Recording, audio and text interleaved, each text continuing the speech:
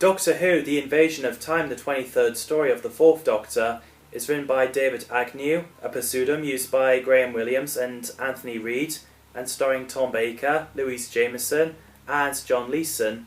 The story was written as a replacement for the unmade story The Killers of the Dark, written by David Weir, due to being too expensive and complex to film. The script was written in just 2 weeks, with 4 days for rewrites. Additionally, when asked about the unused script at a convention, Graham Williams hadn't forgotten the exact title made up for the name Jin Sen, as in The Killer Cats of Jin Sen, or Jen Sing, the spelling being indeterminate, resulting in the fan myth that this was the original title. Robert Holmes suggests to Graham Williams to have the serial split into 2 different stories, the first 4 parts to focus on Vardans, and the last 2 to focus on Suntarans. After appearing at the end of part 4, Louise Jameson announced that she was leaving the show and wanted her character Leela to be killed off at the end. She was disappointed that Leela decided to stay on Gallifrey to marry Andred instead, despite nothing in the script writes a romance between the two. The producers decided that killing Leela off would be too traumatic for the younger viewers.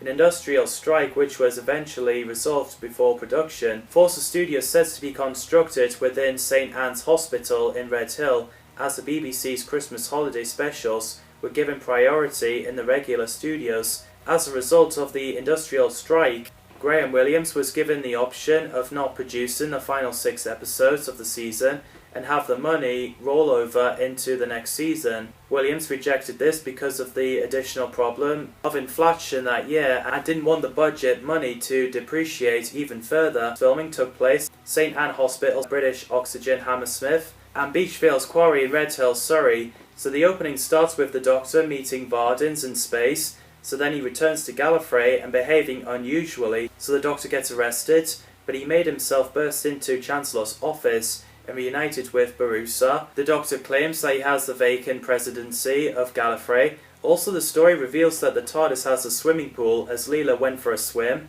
which later became a thing in Matt Smith's era. So Andred confiscated Leela's knife as weapons aren't allowed, but she managed to get it back. During the ceremony, the Doctor is sweared as the President of Gallifrey, so when the circulate connected the Doctor to the Matrix, the Doctor was in pain. Doctor! Doctor! So he got taken to Chancellery to rest, but then when he wakes up, he reminds the Time Lords that no aliens are allowed on Gallifrey and orders that Leela is to be taken away. So Leela got away from the guards, the Doctor got inside the TARDIS, while Leela tries to get in. The Doctor was concerned about what he walks himself into, so he explains to K9 about his plan. I also love the scene where the Doctor shares his jelly babies to Andred, and they both eat it together. Leela found Rondon with the force field between them. I like that moment when she tells Leela what she thinks when she moves around with a knife, so the friendship was starting to build up.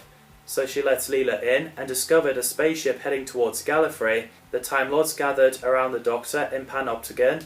Vardans appeared, which made the Doctor laugh. It's really interesting what's been happening, seeing the evil Doctor. So Vardan shot a Time Lord, then Leela convinced Roden that the Doctor is not a traitor. The Doctor got inside Barusa's office to explain that he had the lead walls installed to prevent the Vardans entering the room on thought waves and reading his mind. He hadn't told the other Time Lords because their minds are too single-minded, and the Vardans would be able to hear them.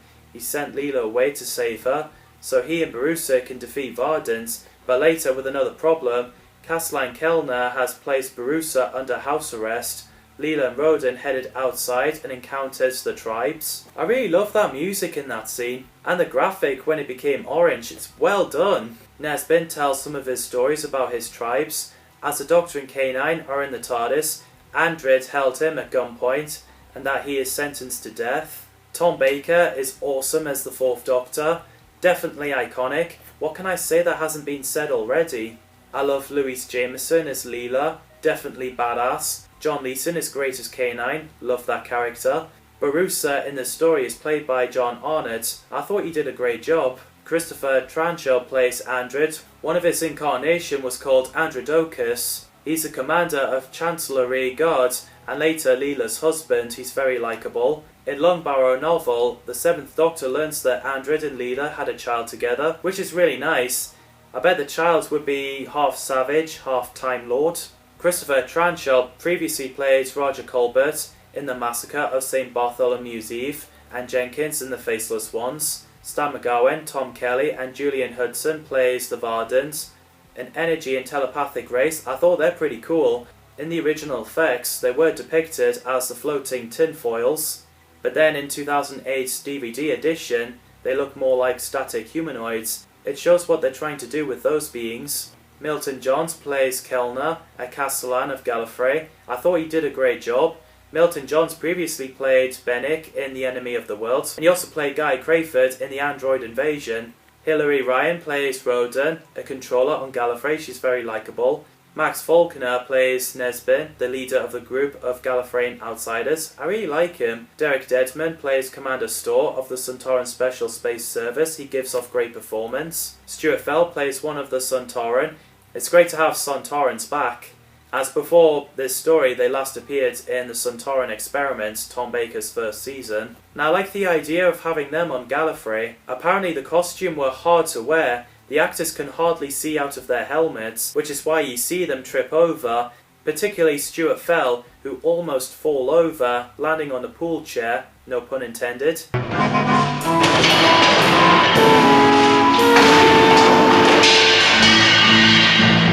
Plus the Sontaran's clumsiness have been explained. Dennis Edwards plays Goma, the Surgeon General of the High Council. He's brilliant. Reginald Jessup plays Lord Sava, one of the Time Lords.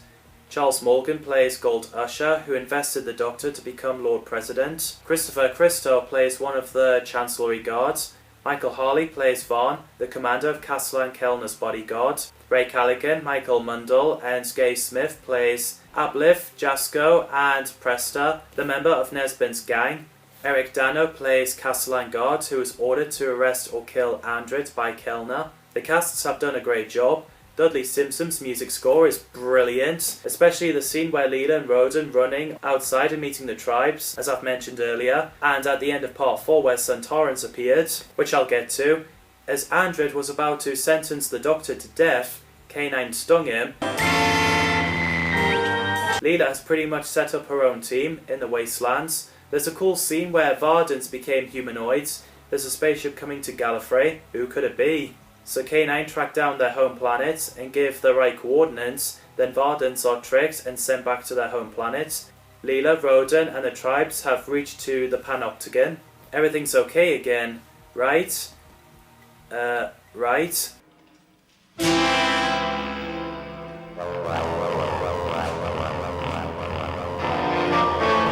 It was really surprised cliffhanger where Sontarans showed up, where Commander Storr raised his weapon, at least back in 1978. The Sontarans are not here to kill anyone yet, they're here for slavery. Apparently that was the Vardens that turned off the force field to lure Sontarans onto Gallifrey. So the Doctor and his allies escapes. There's a great chase scene. While Kellner helps the Sontarans, the Doctor uses freedom to get Barusa to tell him where the key to Rassilon is. There's a sad scene where Nesbin gets killed by a Sontaran. So everyone ran inside the TARDIS. Roden uses the TARDIS console to fix the hole in the force field.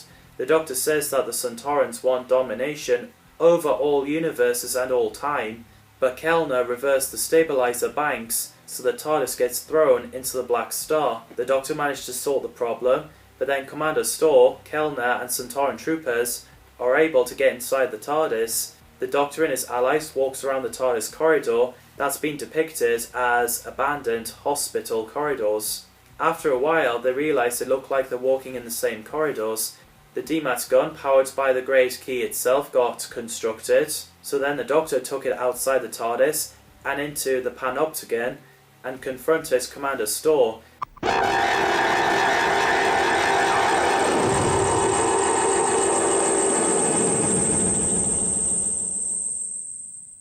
Plus it's pretty funny when Sontaran got frustrated and he shot all over the place.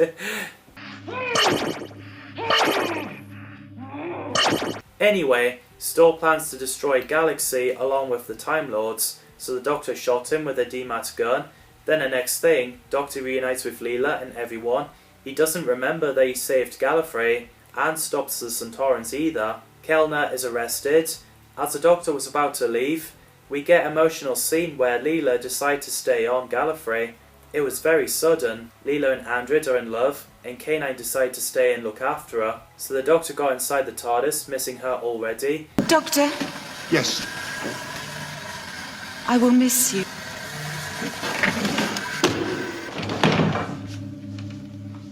I'll miss you too, Savage. And then breaks the fourth wall by smiling at us. His iconic smile. Plus it's really sad to see Leela leaving. Plus she later reprised the role in Dimensions of Time, the 1993 charity special. Not before she cloned me, though. She's got a menagerie of clones in there. She's attempting to transfer a massive time tunnel. And then Leela versus the Time War, the announcement of the collection season 15, where Leela managed to escape from the war on Gallifrey. Alert! Transport device detected! Exterminate! There's some great stuff in there. What did you think of the Invasion of Time and season 15? Feel free to let me know in the comments down below. Thanks for watching, and I'll see you in the next video.